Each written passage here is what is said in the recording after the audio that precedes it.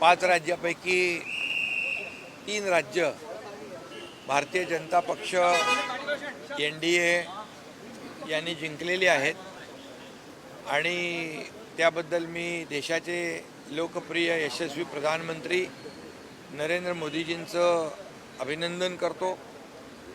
त्यांच्यावर लोकांनी विश्वास दाखवलेला आहे आणि विशेष करून बंगालचा विजय हा ऐतिहासिक आहे।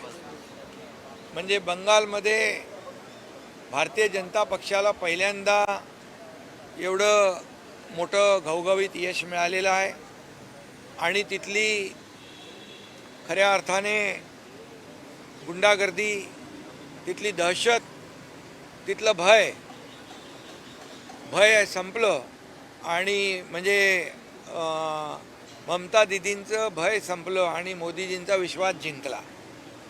आणि त्या ठिकाणी केंद्रीय गृहमंत्री अमित शाह साहेब गेले 8-10 वर्ष सातत्याने बंगालमध्ये पक्षवाढीचं काम करत होते आणि त्यांनी जी मेहनत केली प्रधानमंत्री मोदीजींच्या मार्गदर्शनाखाली, त्या मेहनतीला यश मिळालं आणि अमित भाई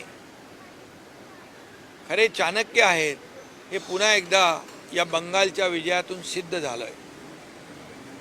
खरं म्हणजे श्यामाप्रसाद मुखर्जी यांचं हे जन्मगाव आहे आणि राष्ट्रीय स्वयंसेवक संघाचं